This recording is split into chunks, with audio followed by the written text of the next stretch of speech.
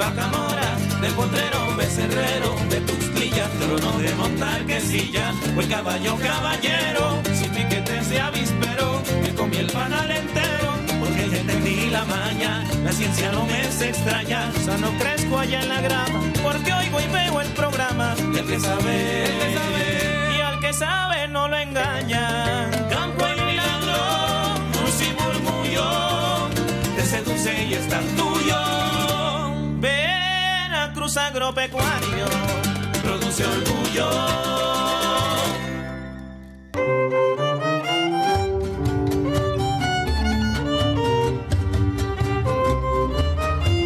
Hola, ¿qué tal? Qué gusto saludarlos. Bienvenidos a Veracruz Agropecuario. A nombre de todo el gran equipo que hace posible este programa, les saludamos con gusto y lo invitamos a que se quede a una emisión muy especial porque estaremos platicando de un ecosistema hermosísimo, pues que define precisamente al planeta azul en el que habitamos todas y todos. Hablaremos de los océanos, la importancia de estos ecosistemas y para platicar al respecto, pues tenemos la gran alegría de recibir en el estudio a una aliada y compañera de causa. Ella es la doctora Ibiza Serrano, quien nos va a hablar acerca de pues el papel que desempeñan también estos ecosistemas. Ella está ahora mismo al frente de la Dirección de Biología de la Universidad Veracruzana y la doctora Ibiza Martínez Serrano se ha dedicado por ser una estudiosa de estos ecosistemas, es una profunda amante de los mamíferos marinos, como ya nos lo ha contado en el estudio en otras ocasiones. Y bueno, hoy precisamente nos va a recordar la importancia, como ya le decíamos, de los océanos y algunas de las afectaciones. Por ejemplo, ¿sabía usted que los plásticos, imagínense, hay datos que indican que anualmente 11 millones de toneladas de desechos de plásticos van a parar a los océanos? Eso es muy preocupante porque termina también o altera o pone en riesgo la vida marina y eventualmente la terrestre. Por si a usted no le preocupa lo que pasa en el mar, pues bueno, creo que es importante que sepa que estamos interconectados. El cambio climático también, el uso extractivo también, el aprovechamiento extractivo, en fin. Así que hoy es una buena oportunidad para que, si usted quiere conocer más acerca de la importancia de los océanos, que además, por cierto, nos encontramos en la década de ellos, así que pues bueno, tenemos una charla con un especialista en el estudio, así que desde ahora le decimos que se ponga cómodo, que tenga la mano donde apuntar y bueno, vamos a comenzar escuchando precisamente del quehacer de la máxima casa de estudios de Veracruz a través de su Instituto de Pesquerías. Escucharemos al doctor Horacio España, que nos comparte las siguientes reflexiones a propósito de la investigación científica que se realiza en la zona costera veracruzana.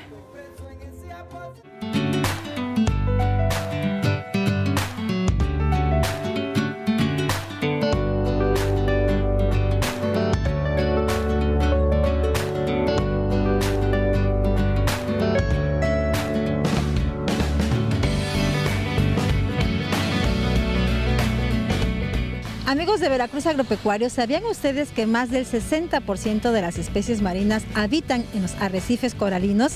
Sin embargo, este dato presenta contrastes y de eso sabe bastante nuestro invitado en esta ocasión. Estamos muy felices de tener la oportunidad de conversar con el doctor Horacio Pérez España, quien es investigador del Instituto de Ciencias Marinas y Pesquerías de la Universidad Veracruzana. De entrada, doctor, gracias por conversar con nosotros de esta que entiendo es una de tus pasiones. ¿Cómo estás? Sí, bueno, muchas gracias por la invitación y sí, pues imagínate con este paisaje, pues cualquiera. Cualquiera es feliz porque en el mar la vida es más sabrosa, como reza la canción. Y en el mar nosotros quienes amamos y apreciamos este ecosistema celebramos el trabajo de ustedes como investigadores. Hablemos de los arrecifes coralinos, doctor, de la relevancia. A pesar de este dato que compartíamos, lo cierto es que hay mucho que reflexionar porque el estatus de estos ecosistemas representa cierto riesgo, ¿es correcto? Sí, lamentablemente por todas las actividades humanas está teniendo consecuencias, efectos globales como el calentamiento, la contaminación. La verdad es que a nivel mundial estos ecosistemas representan alrededor del 2% de la superficie y de ese 2%, como 40% o más probablemente estén en peligro. Y bueno, en Veracruz tenemos la fortuna de tener algunos de los pocos ecosistemas de arrecifes coralinos que hay en el Golfo de México. O sea, tenemos en Florida, tenemos en Flower Garden en Texas, de ahí no hay nada hasta acá en Veracruz, que tenemos a los Tuxtlas, Veracruz y Tuxpan. y de ahí hasta la sonda de Campeche. Entonces el de Veracruz es el más grande y pues sí tenemos esa fortuna, como dices, y somos afortunados porque gracias a los arrecifes tenemos muchos servicios como los básicos que uno imagina, que es la pesca, el turismo, pero también yo creo que gracias a los arrecifes se fundó la ciudad de Veracruz. O sea, la zona de Veracruz no cuenta con material para construcción y cuando los españoles llegaron pues ofrecía refugio para sus embarcaciones, ofrecía materia prima para las construcciones y hasta la fecha nos siguen ofreciendo protección contra nortes y vientos muy fuertes. La verdad es que no solo son bonitos, sino que son muy útiles. De ahí la relevancia también del trabajo y de la investigación académica de la Universidad Veracruzana en este sistema arrecifal. Pues sí, tenemos en el Instituto de Ciencias Marinas y Pesquerías un laboratorio enfocado a específicamente estudiar los ecosistemas de arrecifes coralinos y en el cual estudiamos varios aspectos como puede ser contaminación por microplásticos, especies invasoras, el estado que guardan los arrecifes. Y esto con el fin de saber si las medidas de manejo que se están implementando o si la contaminación que estamos generando está impactando de alguna manera a los arrecifes y a los servicios que los arrecifes prestan. Háblanos de las especies invasoras, doctor. Pues mira, la especie invasora que más ha llamado la atención es el pez león, que llegó del Indo-Pacífico, como siempre, resultado de las actividades humanas, aparentemente en Florida, algún acuarista, porque son muy bonitos los peces león. Soltó una especie de su pecera al arrecife, esas especies que ya haciendo más estudios, aparentemente no fue una vez, fueron varias veces que soltaron los peces y entonces se fueron extendiendo. Esto empezó a finales de los 80s y a Veracruz llegó en 2011 y desde entonces ha ido aumentando y ahorita es bien común en los buceos verla. Otra especie es una especie de coral, muy bonita también, coral copa de sol le llaman. Esta especie básicamente habita en sustratos artificiales, es decir, barcos hundidos, plataformas petroleras y está aquí desde hace más de 50 años, pero en los últimos años nos hemos dado cuenta que también está habitando ahora en los arrecifes naturales y esto sí podría ser un problema porque está compitiendo con las especies locales que ya de por sí se encuentran bastante amenazadas por lo que te decía, contaminación, calentamiento y todo esto. Y entonces si le pones un competidor más, pues podría tener algunas consecuencias y ahorita justamente estamos estudiando eso. Y la última especie invasora que acaba de llegar, se reportó en 2014, es una especie también del Indo-Pacífico, si te fijas las tres han venido de esa zona. Es una especie que aparentemente no tiene mayores daños, es una damisela, también le hemos dado seguimiento junto con investigadores de otros países y aparentemente sigue aumentando. ¿Qué efectos va a tener? No lo sabemos todavía, pero bueno, son las más importantes hasta el momento. ¿Cuál sería finalmente tu llamado, doctor, en ese sentido para quien escucha esta charla en este momento?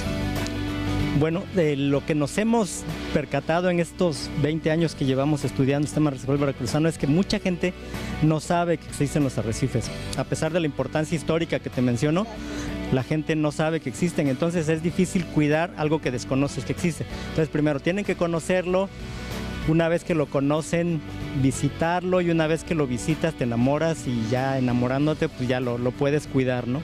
Entonces yo creo que lo principal que hace falta es difusión, que la gente sepa que existen, que la gente lo visite y una vez conociendo la importancia yo creo que ya el camino es mucho más fácil.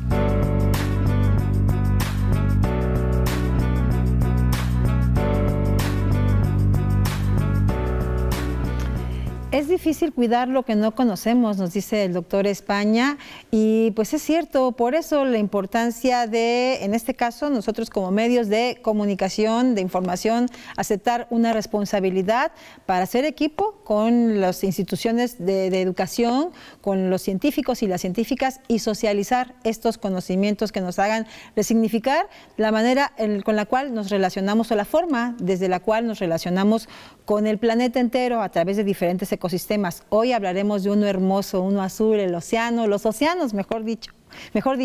Y bueno, por si usted no lo sabe, además de muy bonitos, pues cumplen una función muy importante. Por ejemplo, pues nos proporcionan alimento, regulan nuestro clima y producen la mayoría del oxígeno que respiramos usted y yo en este momento.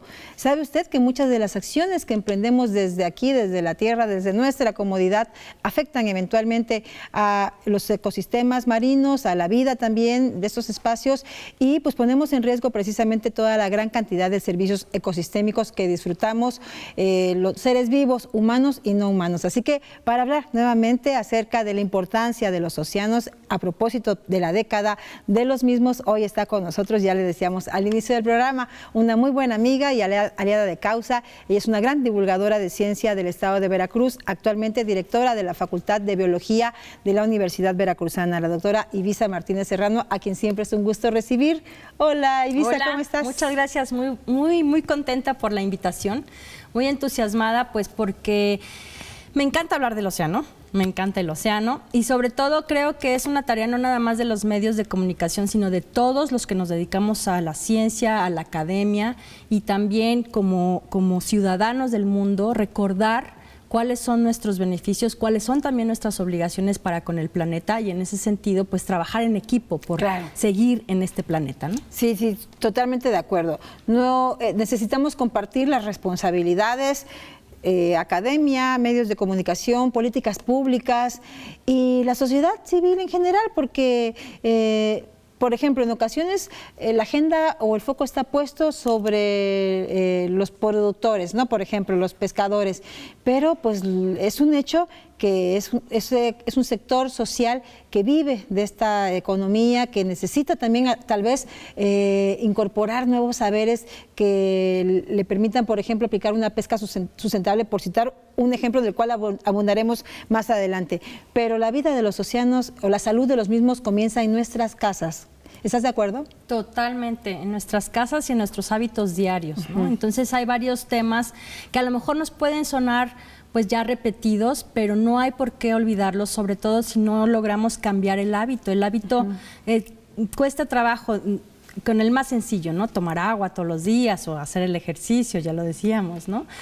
Y ahora imagínate crear el hábito de no usar plástico para que ese plástico no llegue al océano cuando estamos rodeados en nuestra vida diaria de este material y pues a veces ya lo hacemos como inconsciente. Entonces, por eso es importante hablar cada vez que se pueda sobre cambiar el hábito de consumo de las personas, no, desde nuestras casas, nuestros lugares de trabajo, nuestra vida diaria en la calle y hacer conciencia de que lo que estamos consumiendo ahorita, tarde o temprano, procesado o no procesado, llega al océano. Exacto. Ya lo hemos platicado en otras ocasiones, Ibiza, pero tienes razón, valga el momento para recordarlo, porque tendremos que seguirlo diciendo hasta el cansancio mientras siga siendo una problemática. Nos referimos a la contaminación por plásticos en los océanos. ¿Cómo olvidar esta portada de la revista National Geographic con esta montaña enorme que cuando tú veías la foto no entendías muy bien, parecía que podía ser el pico de Orizaba y era una montaña un iceberg, ¿no? Un iceberg, exactamente.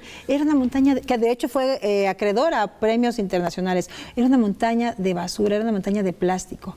Qué fuerte, ¿no? Qué increíble también los medios, cómo te pueden comunicar algo con una simple imagen. Exacto. Y yo creo que eso es importante porque a veces queremos leer o queremos publicar letras, y que sí es muy valioso y oportuno, pero a veces la imagen te llega más, ¿no? Es como más impactante. Y yo creo que esta fotografía tuvo mucho eco en llamarnos la atención. También, por ejemplo, esta fotografía de la tortuga con el popote en la nariz. Fue yo creo que parteaguas en la declaratoria o en la promoción de las leyes ahora que prohíben los plásticos de un solo uso. Ojalá se prohibieran todos, pero bueno, es un cambio de paradigma y un cambio de actitud que poco a poco lograremos, ¿no?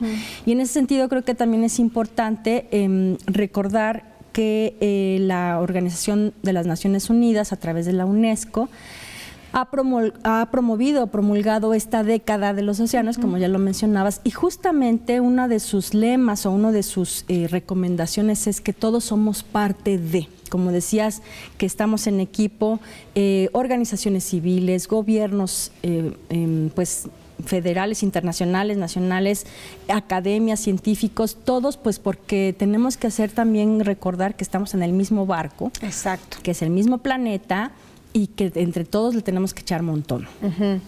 En el mismo barco, pero con diferentes tormentas. Diferentes tormentas y diferentes roles que jugar. Y pues aceptar el rol que te toca y además hacerlo con gusto, y desde el rol que nos toca, en este caso de la academia y de la ciencia, pues tratar de hacer llegar el mensaje a toda la población, pues porque muchas veces lo que nosotros pues vemos en el océano, por ejemplo, estos atardeceres o estos amaneceres maravillosos, pues no toda la gente tiene pues ese privilegio. Y entonces cuando tú ves cosas como esta, cuando vives estas experiencias, como ver a un organismo en el mar, pues te cambia mucho la actitud, ¿no? Claro. Y ahí hablábamos también, o recordemos algunas de las funciones ecosistémicas. Exacto. Por ejemplo, la producción de oxígeno, ¿no?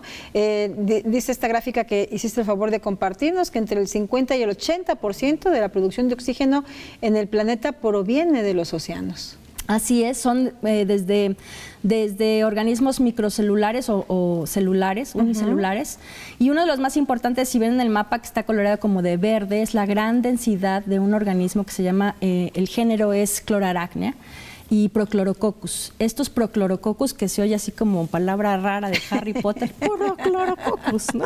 ¿Eso es un conjuro, acaso?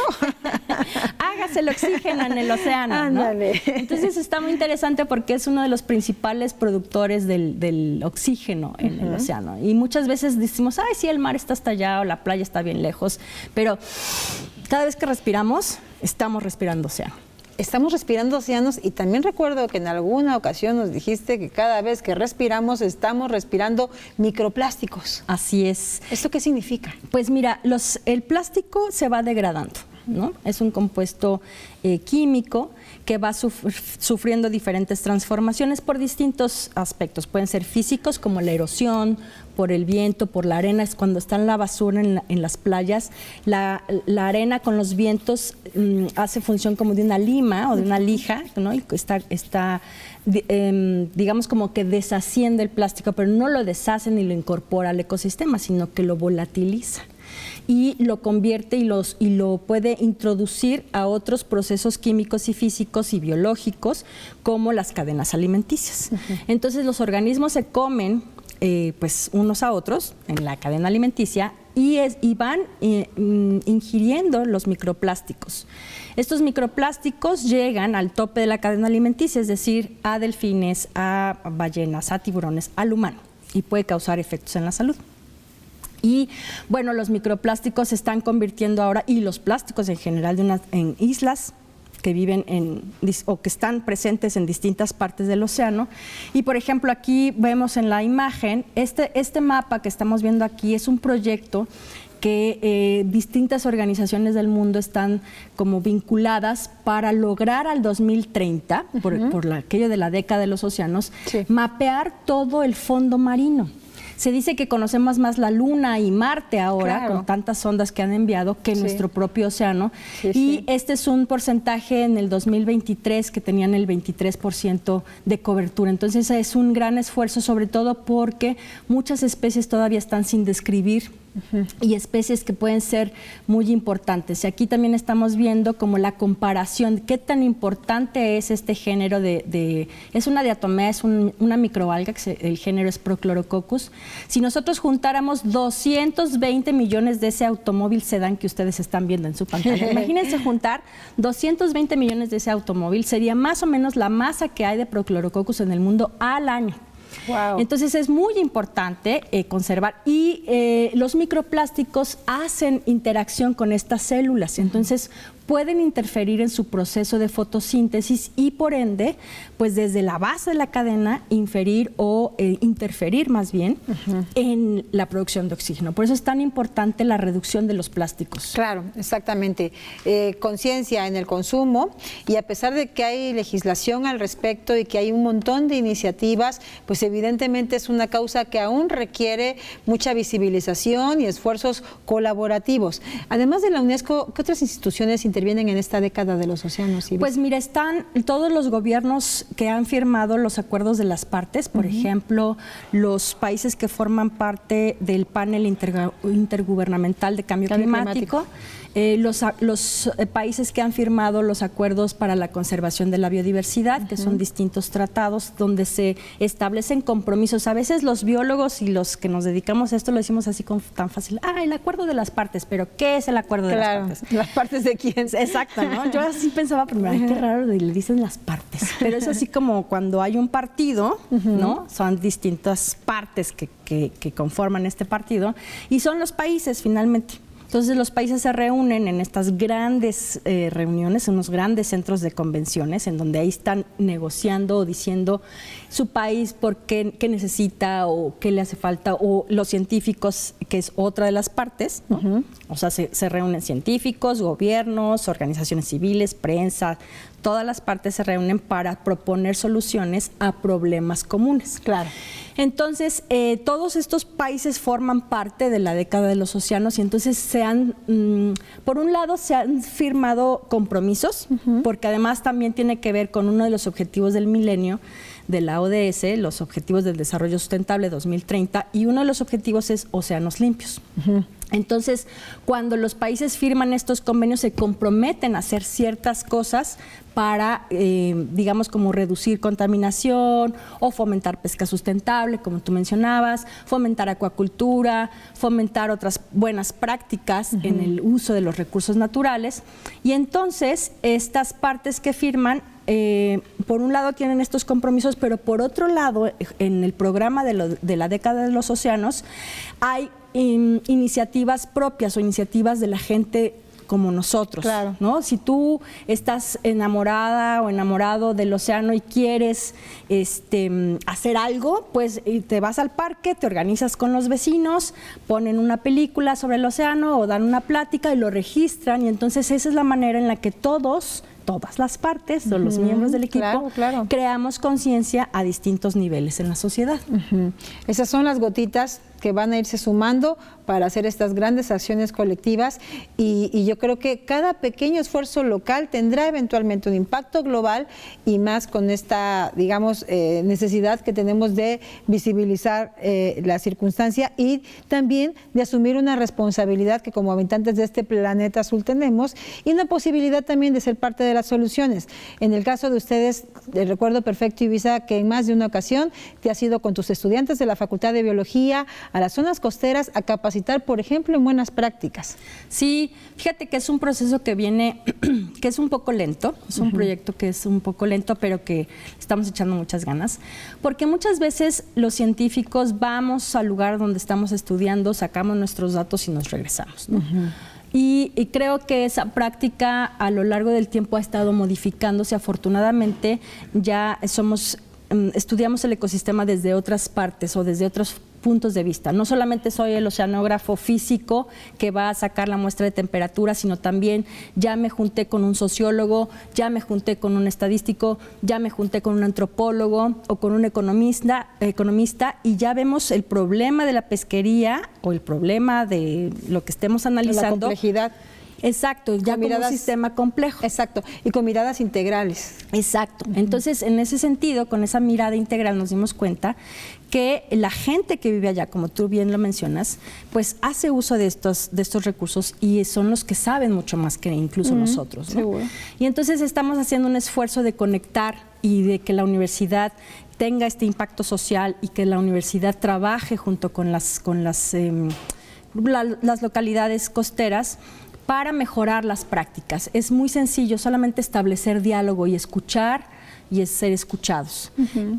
Tan fácil como tener un desarmador a la mano en la lancha, ¿no? En alguna vez escuchábamos a un pescador que necesitaba solucionar un problema de una red con una tortuga. Dijo, es que si solo tuviera un desarmador. Entonces yo le decía, ¿es en serio solo un desarmador? Me dijo, sí, solamente necesito eso. Entonces, pues creo que el diálogo y estos talleres de buenas prácticas han servido mucho, no nada más a nosotros, también para mejorar nuestras prácticas como investigadores, sino también compartir el conocimiento que tenemos para que entonces los pescadores lo puedan utilizar y sea el beneficio de todos. Claro. Y este trabajo, digamos, ustedes como universidad pública están abiertos a realizarlos. La gente lo único que tiene que hacer, imagino, es buscarlos. Sí, por supuesto, buscarnos, establecer el contacto, pedirnos los talleres. Nosotros también quisiéramos hallarlos a ellos, ¿no? Que se llamen, por favor. Sí. Llamen ya. Veracruz Agropecuario y díganos, quiero que la Facultad de Biología vaya a darnos un taller. Estamos abiertos al diálogo y a trabajar con la gente, que eso nos encanta. Y pues incluso escuchar sus necesidades y ver la manera en la que nosotros como biólogos podemos ayudar a resolver. Exactamente. Y ahora en redes sociales no hay forma de no ubicar. Por supuesto, más adelante daremos los datos de contacto de la doctora Ibiza Martínez Serrano, directora de la Facultad de Biología de la Universidad Veracruzana, científica marina y una profunda comprometida con la divulgación del conocimiento científico, además de aliada de Veracruz Agropecuario. Por todo eso, gracias. Seguiremos conversando con Ibiza, haremos una pausa, pero no le cambie, tenemos mucho más que seguir escuchando acerca de la importancia de los océanos.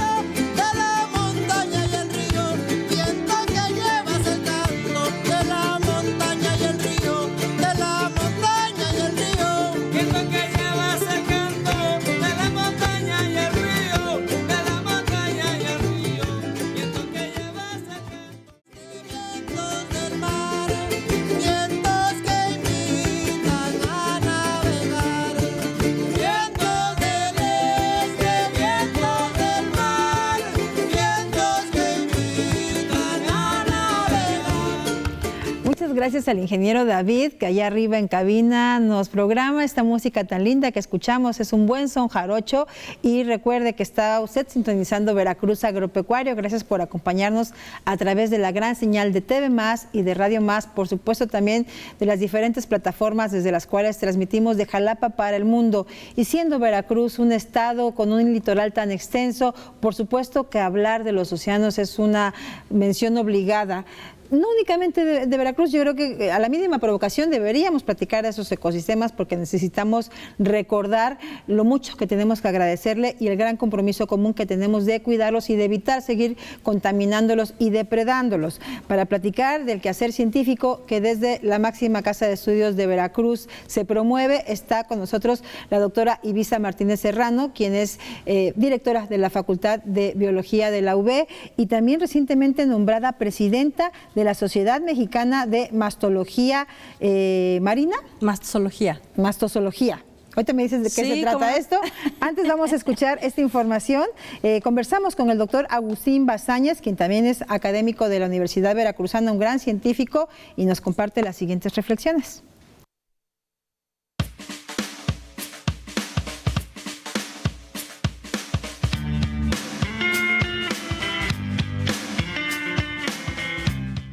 Amigos de Veracruz Agropecuario, nos encontramos con el doctor Agustín de Jesús Bazáñez Muñoz. Él es académico, investigador de la Facultad de Ciencias Agropecuarias de la Universidad Veracruzana Campus Tuxpan, Poza Rica, y a continuación nos platicará su experiencia con los manejos de sitios Ramsar y en particular la aportación de la Universidad Veracruzana dentro de la gestión y denominación de la Laguna de Tampa-Machoco. De entrada, doctor, gracias por conversar para Veracruz Agropecuario. ¿Cómo está? Muy bien, muchas gracias y gracias por la entrevista, gracias por venir aquí a Tuxpan y a entrevistarnos directamente. Muy agradecido. Es un sueño cumplido, le vamos a decir, para nosotros como equipo de trabajo estar aquí directamente con ustedes en campo, en el lugar en el que ustedes desarrollan algo tan importante como el conocimiento, en el que nos queda claro la aportación de la ciencia también en el rescate de nuestra biodiversidad.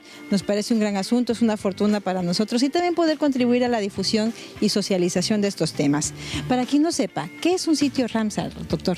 Bueno, los sitios Ramsar son áreas específicas que la Convención de Ramsar establece que son prioritarias para su conservación. Se hace una serie de gestiones ante la Convención de Ramsar y en base a una ficha que se tiene que elaborar, esta se manda a la Comisión Nacional de Áreas Naturales Protegidas y la CONAM gestiona ante la Convención de Ramsar la propuesta para ver si esa área es conveniente para que sea de preservación para los humedales.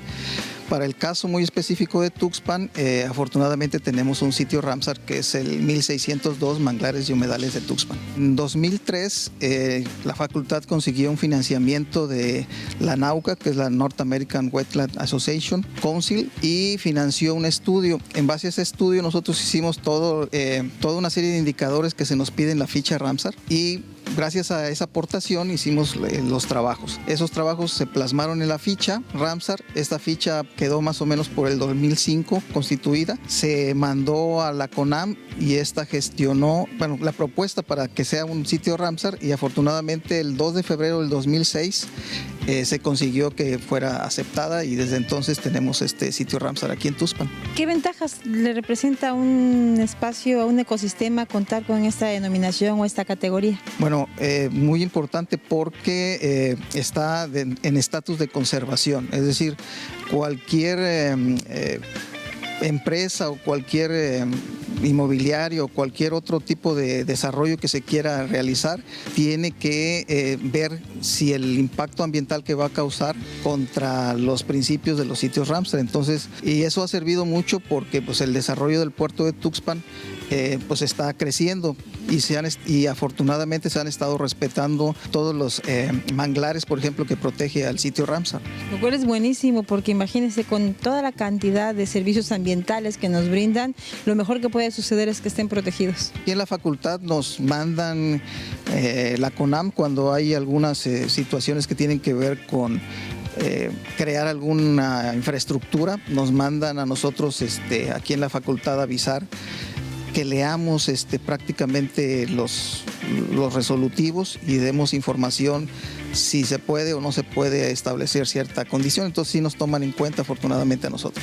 Y entre lo fascinante que sucede a la hora de acercarnos al conocimiento científico, doctor, para nosotros como equipo de trabajo, hoy ha sido maravilloso conocer un nuevo concepto que me gustaría que le explique usted a nuestra audiencia. Me refiero a, además de la captura del carbono, el flujo de carbono. Háblenos de esto, cómo lo miden, cómo lo han logrado y qué representa también en términos de biodiversidad.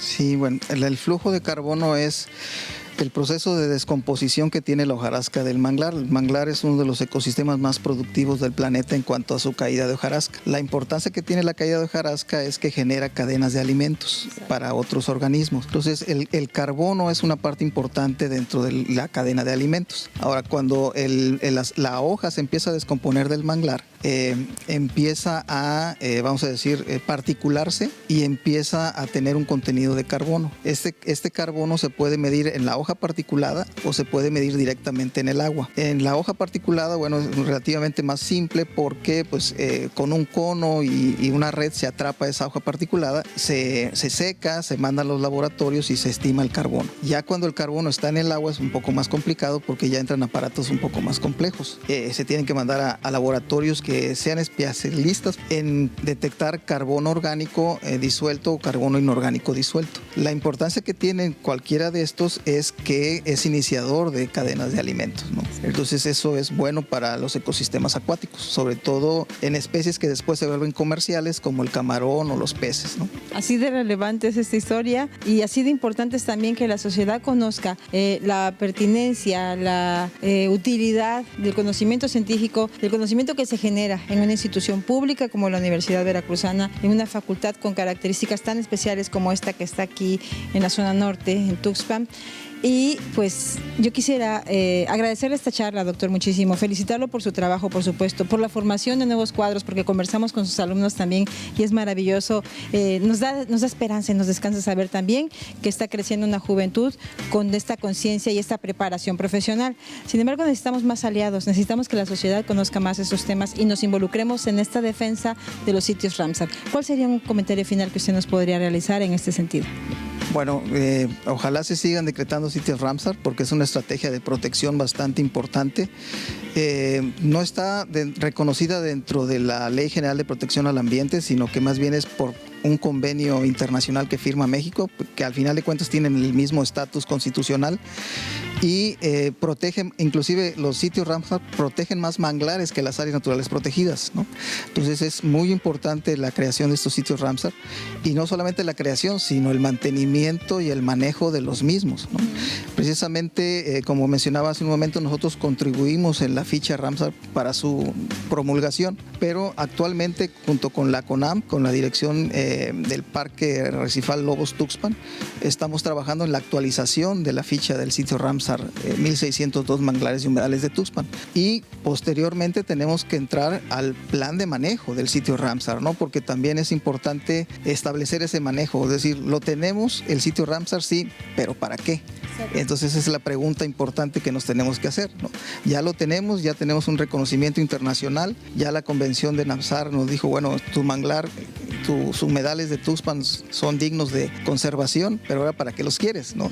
Y esa es la pregunta que se contesta con un plan de manejo, ¿no? Entonces hay que realizar ese plan de manejo urgentemente. Es una pregunta que se contesta desde la acción, ¿verdad? Y la ciencia.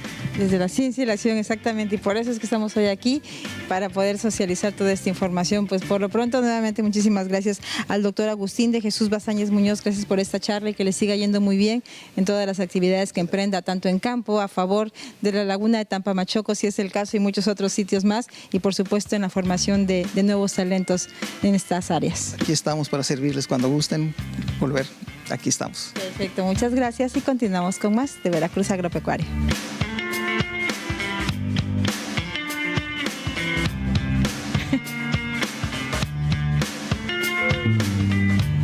Claro que queremos regresar a la laguna de Tampamachoco, allá en el norte de la entidad veracruzana.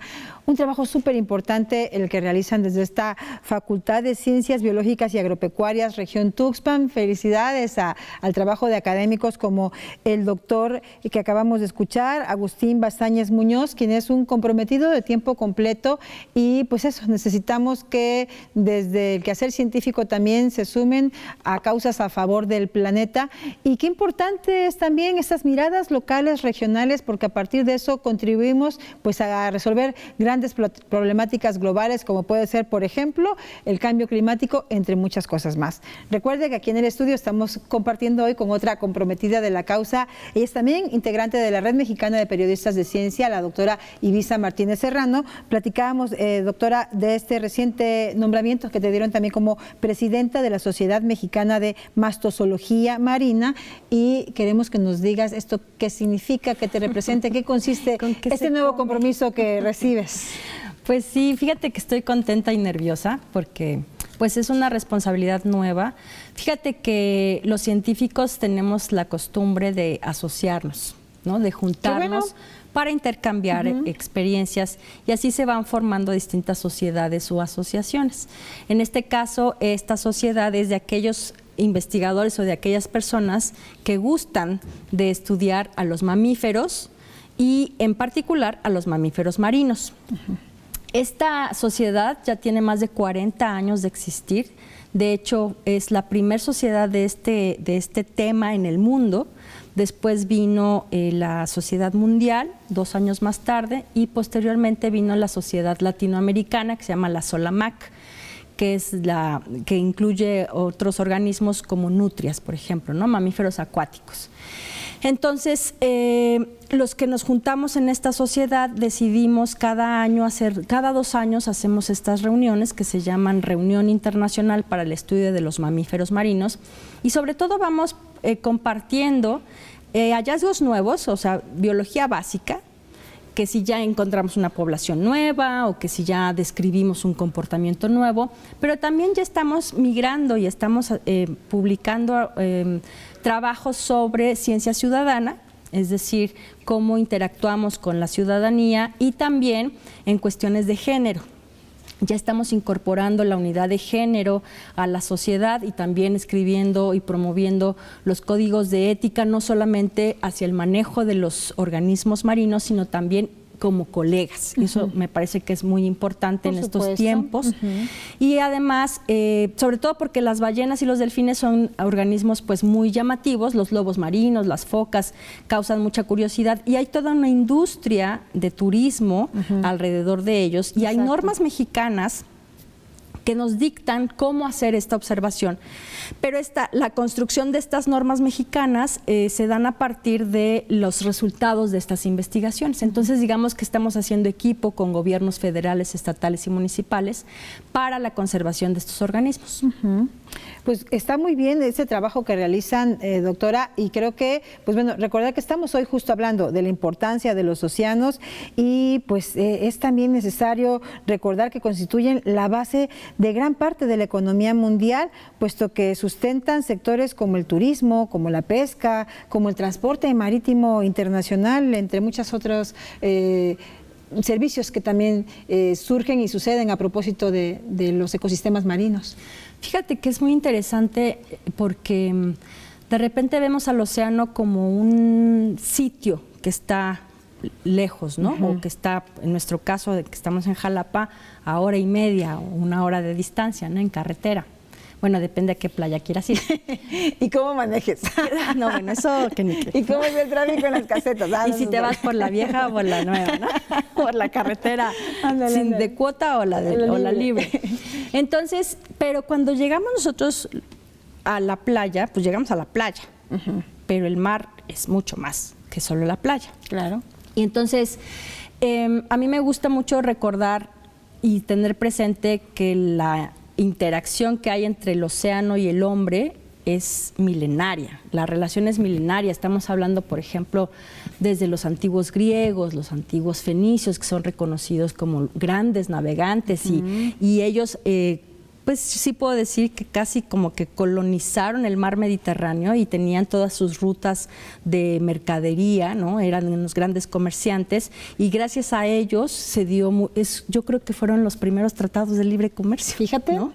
Desde los fenicios. Claro. Y además también podemos recordar o estar pensando en los polinesios, en el lado del Pacífico, con todo este continente oceánico que incluye desde la isla de Hawái hasta, por ejemplo, Indonesia, Borneo, Australia, Nueva Zelanda, toda esta zona que son miles de islas pequeñas que están conectadas y que podríamos decir, ay, están allá olvidadas, ¿no? Pero no, es realmente un continente que se llama Oceanía, precisamente, y que así como a los de Europa les decimos europeos, a los de América les decimos americanos, pues a los de Oceanía les decimos oceánicos. Entonces esa palabra a mí me parece muy bonita porque nos recuerda que nuestra relación con el océano es de miles de años, ¿no? Y entonces se ha ido avanzando y se ha ido evolucionando en los usos que le damos al océano. Primero era como para transportarnos, ir de un país a otro. Por ejemplo, he estado leyendo un poco sobre Cleopatra y todos los viajes que hacía en el Mediterráneo hacia Roma y hacia otros, hacia Siria, por ejemplo.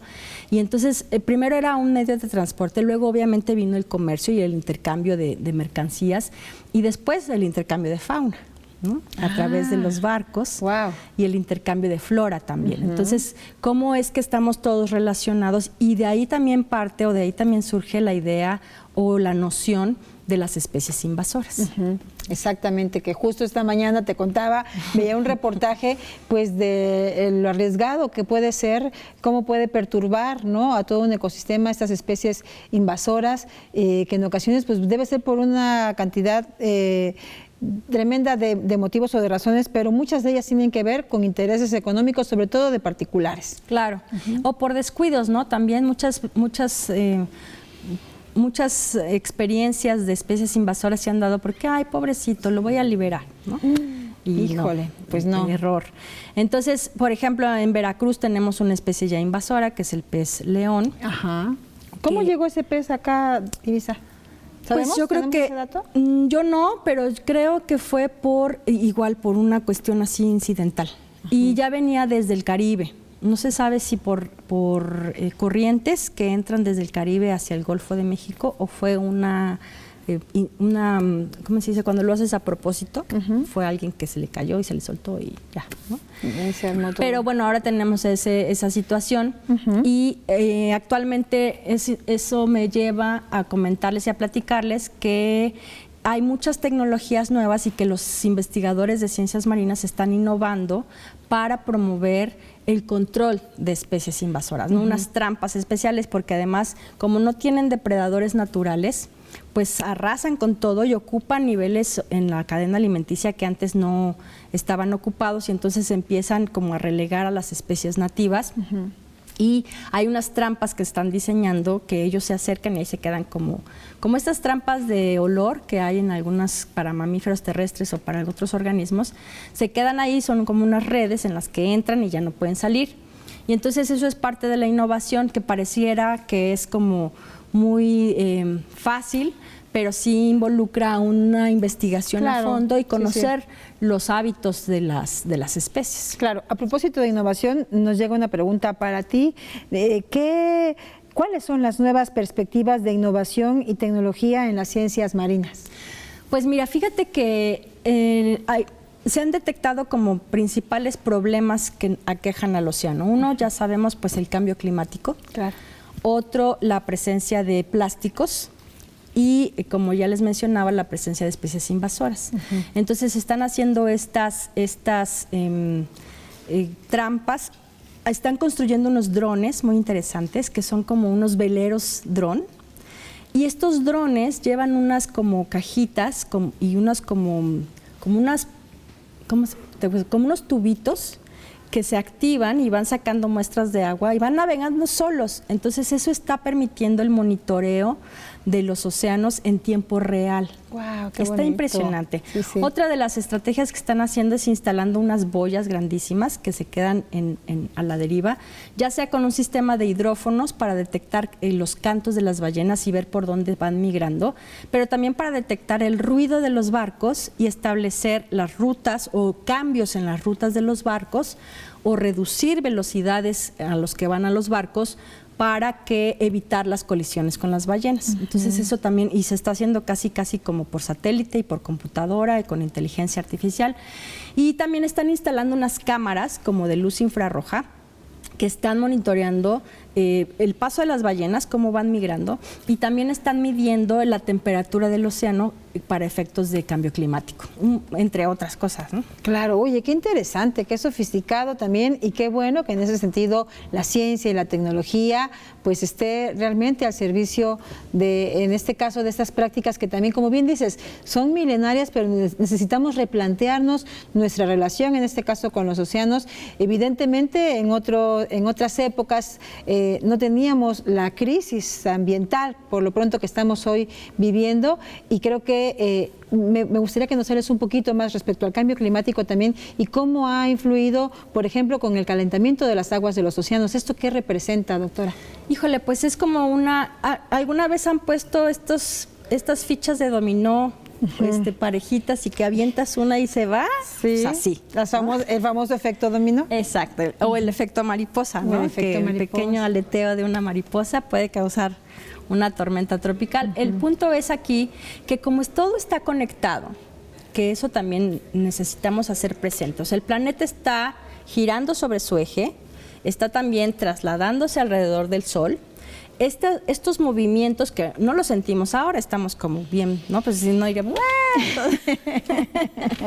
a la velocidad del planeta. Esto causa los vientos. Exacto. O sea, y esto causa que la atmósfera, que es esta capa muy delgada, esté en contacto directo, no nada más con el universo o con el espacio exterior, sino también con el océano. Si nos imagináramos, nosotros lo podemos ver así como de, son cientos de kilómetros, ¿no? O kilómetros del tamaño de la atmósfera, pero si tratáramos de hacer una analogía, es como si metieras una pelota en una bolsa de plástico. De ese tamaño es la atmósfera con respecto al planeta. Pero además está en constante interacción con el océano. Yo siempre le digo a mis estudiantes que la atmósfera y el océano son novios. Entonces siempre van así de la manita, ¿no? Siempre juntos. Siempre juntos. Entonces lo que pasa en la atmósfera afecta al océano y al revés. Entonces cuando hay estos cambios de temperatura en el océano o en la atmósfera, se empiezan a generar distintas reacciones físicas y químicas. Claro. Por ejemplo, ahora con la industrialización y con el efecto de gases de invernadero o con la generación de gases de efecto invernadero, pues se está concentrando una mayor cantidad de carbono en la atmósfera o de dióxido de carbono en la atmósfera. Y entonces, como estamos en equilibrio y todo está conectado, cuando algo sucede diferente, se altera ese equilibrio, ¿no? Entonces, cuando en la atmósfera hay demasiado carbono, y el océano absorbe ese carbono, por eso es también un gran captador de carbono el océano, pero pues llega a un punto de saturación, es como cuando le echas azúcar a un vaso con agua, pues hay un momento en el que ya no se disuelve el azúcar, entonces eso se llama punto de saturación. Cuando el oxígeno absorbe el carbono, el agua marina, que es de una composición química con sales y cloruros, cuando le agregas carbono empiezan a hacer reacciones como científicos, ¿no? Como así en el laboratorio, y empiezan a hacer cosas, y entonces empieza a hacer ácidos. Y entonces ahí hablamos de la acidificación del océano, porque hay una mayor cantidad de carbono que de otros elementos en el agua marina.